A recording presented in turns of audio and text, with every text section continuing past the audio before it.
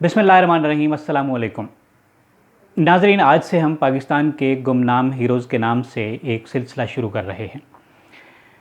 اس سلسلے میں ہم پاک فوج کے ان پاکستانی ہیروز کو یاد کریں گے جنہوں نے وطن عزیز کی بقا کے لیے اپنی جانوں کا نذرانہ پیش کیا، لیکن وہ تاریخ کے اوراق کی دبیز تہہ میں دب کر رہ گئے۔ ان کا نام شاید تاریخ کی کتابوں میں تو موجود ہوگا، لیکن ہماری نوجوان نسل سمیت ہم سب ان کے نام سے ناواقف ہیں۔ آج کا پہلا پروگرام پاکستان کے ایک گمنام ہیرو جس کا نام wing commander Mervyn Leslie Middlecoat ہے۔ یہ جولائی 1940 میں لدھیانہ کے ایک مسیحی گھرانے میں پیدا ہوئے تھے۔ ان کے والد کا نام پرسی مڈل کوٹ اور والدہ کا نام ڈیزی مڈل کوٹ تھا۔ جب پاکستان بنا تو ان کا گھرانہ بھی ہجرت کر کے لاہور میں بس گیا۔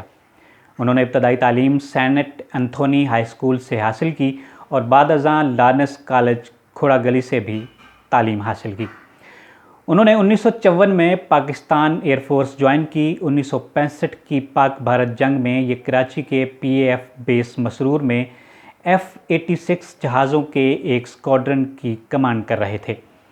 اسی جنگ کی ایک رات بھارتی جہازوں نے پاکستان پر بھرپور حملہ کیا اور اسکواڈرن لیڈر مڈل کوٹ نے ایک F-86 طیارے میں ٹیک آف کیا اور آنن فانن دشمن کے 2 طیارے مار گرائے۔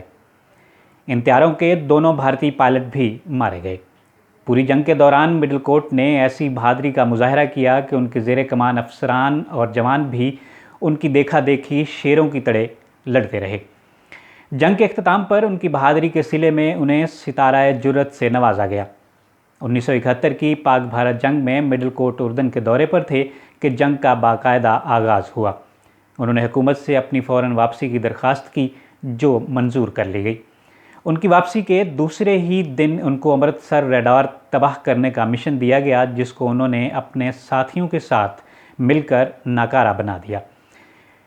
اسی جنگ کے ایک مشن میں ونگ کمانڈر مڈل کوٹ کو دشمن کے ایک جنوبی ہوائی اڈے پر حملے کے لیے بھی بھیجا گیا۔ اس مشن کے دوران انہوں نے دشمن کے کئی جہاز زمین پر ہی تباہ کر دیے، مگر واپس آ رہے تھے تو 2 بھارتی MiG-21 یعنی MiG-21 طیاروں نے ان کا پیچھا کیا۔ چونکہ ان کے پاس اپنی گولیاں ختم ہو چکی تھیں، لیکن پھر بھی وہ دشمن کے 2 میزائلوں سے بچ نکلنے میں کامیاب ہو گئے، مگر ایک تیسرے میزائل کا شکار بن گئے۔ بھارتی پائلٹ نے انہیں بحیرہ عرب کے سمندر میں اس علاقے میں چھتری سے چھلانگ لگاتے ہوئے دیکھا جو شارک مچھلیوں کی آماج گاہ تھا۔ پھر ان کی لاش آج تک نہیں ملی۔ وہ 31 سال کی بھرپور جوانی میں شہید ہوئے۔ جنگ کے بعد اس شہید کو ان کی بے مثال بہادری پر ایک دوسرے ستارہ جرأت سے نوازا گیا۔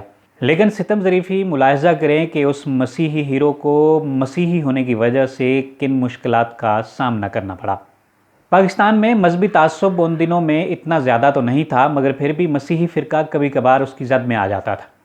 دونوں جنگوں کے درمیان ایک دن ان کی 8 سالہ بچی کو اسکول کے ایک مسلمان بچے نے کچھ ایسے الفاظ کہے کہ تم مسیحی نکل جاؤ ہمارے ملک سے۔ بچی دل برداشتہ ہو کر گھر آئی اور اپنے والدین کو ساری روداد سنائی۔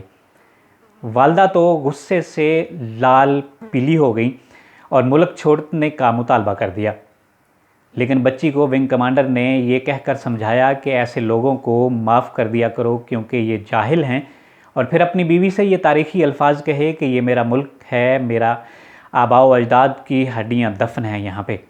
میں نے اپنی عمر کا بیشتر حصہ اس ملک کے دفاع میں لگا دیا ہے، اور شاید ایک دن اس ملک کے لیے میں بھی اپنی جان دے دوں گا۔ آئندہ میں آپ کے منہ سے ایسے الفاظ کبھی نہ سنوں۔ تو یہ جناب آج کی ایک سٹوری تھی ایک پہلے گمنام ہیرو کے حوالے سے۔ آپ کو کیسی لگی اس کے بارے میں ضرور بتائیے گا۔ اجازت دیجیے، اللہ حافظ۔